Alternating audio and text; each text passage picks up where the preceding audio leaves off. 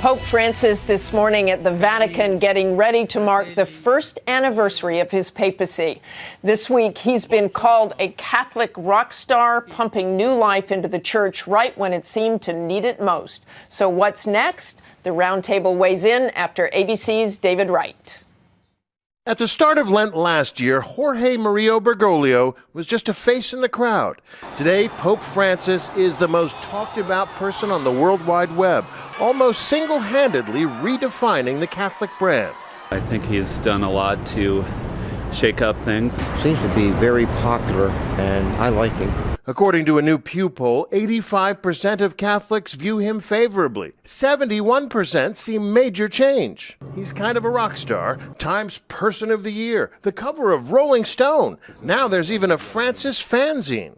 He's become a celebrity, and he's clearly uncomfortable with that to some degree. This week, Francis told an Italian newspaper he's neither a star nor a Superman. The Pope, he said, is a man who laughs, cries, sleeps soundly, and has friends, just like everyone else. A normal person. Of course, that humility is partly what people respond to. His modest apartment, his old jalopy, and his message to church officials who've been steeped in luxury. Live simply. Do for others. Champion the poor.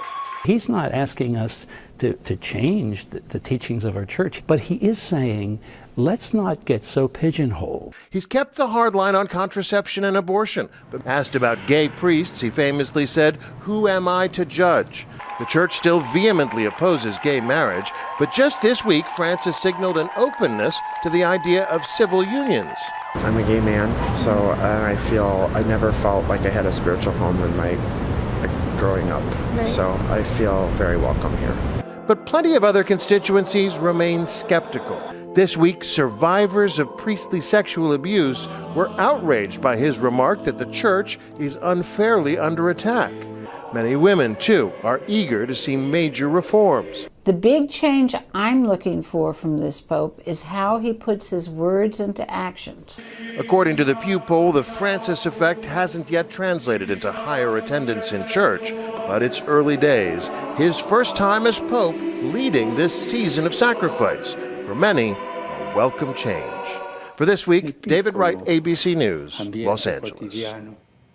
Thanks, David. And now back with the roundtable, the perfect roundtable for this subject, since all of our panelists are Catholic. I want to look down at a few other numbers from this Pew poll. Pope Francis, 84% favorable Twitter mentions. It was 30% for Benedict. 40% of Catholics are praying more. 68% say he's making a major change for the better in the church. Politicians would kill for those numbers. Why the excitement? He's the most successful non-political politician that there is in the world. That excitement is because he has brought a fresh air to the Catholic Church. And I think people like me who were disengaged, disenfranchised, and felt very disappointed with the hierarchy and the structures of the church, though we still believed in God, now have a voice that is drawing us back. Because But what gave you that voice? Why is it so different? Frankly, that he's focusing on the people.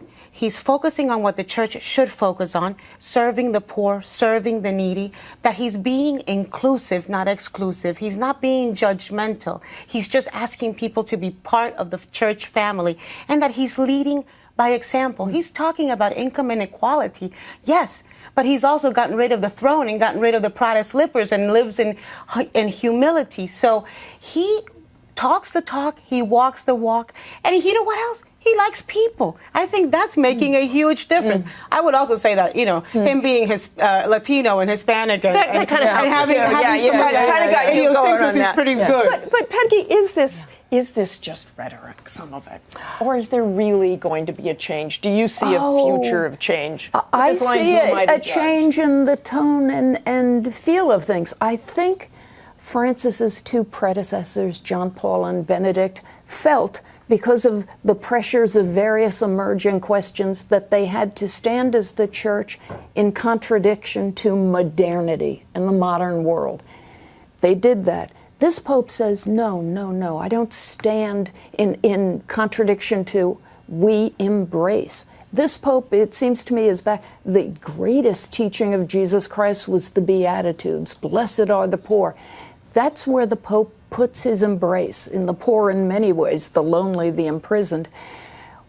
When you are going like this at the world can spoof you. When you are embracing the world loves it. That is part of what is going on here. It's very powerful, and I think it's very real. Congressman Castro, could his rhetoric about unbridled capitalism, social inequality, ever really have actual influence on policy? Oh, I think so. I think that he has been a voice for unity, of compassion, of service, of paying attention to the most vulnerable in society, and that strikes a chord with millions and millions of American Catholics. So I think he's been a very good voice. And it spilled over into politics. And a voice for life. That's what I was going to ask you about. It has spilled over into politics. I mean, his name is mentioned again and again in policy debates. Paul Ryan has said he's breathed new life in the debate against poverty. But I'm not sure if this Pew poll, it says it hasn't brought all that many more people into the pews. I've seen a different thing here in Washington. I go to different masses around town sometimes. I think it has among young people. Yes. I see younger people in the pews. Yes. And that is something that I haven't seen for a long time. So I think those 5 are words, you all going who might to judge, are important. I You don't have to raise priests your hand. and I talk to priests in Florida, and they tell me the same thing, that he has brought more people to church, but just the overall enthusiasm, even amongst non-Catholics in the world, for the church But has the grown. polling says it really isn't making a difference with people. All our anecdotal evidence aside, that it's not really bringing people out to church. It's just sort of the feel. I think it's making a difference with people Yeah. on the inside. I think it's making a difference with how people feel about their relationship with the church and with this Pope, because he's just so accessible. He's such a normal guy. You feel like, any moment you're going to pick up the Francis phone and he's going to be on He the other has line. removed some of the stigmas that the church was carrying with it, which has allowed young people to give it a look, and people who had never looked at it with anything but disregard, they're being able to give it a look. So that's a good thing. And he's in year 1. Thanks to you all, and go to church. Okay, we'll be right back after this. Catch This Week online all week at abcnews.com, on Facebook and Twitter. Now we honor our fellow Americans who serve and sacrifice. This week, the Pentagon released the name of one Marine killed in Afghanistan.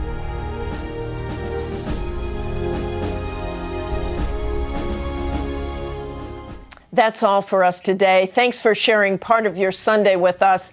And before we go, a special word about the executive at the helm of this program, Washington Bureau Chief Robin Sproul. She's being honored this week with a First Amendment Service Award from the Radio Television Digital News Association.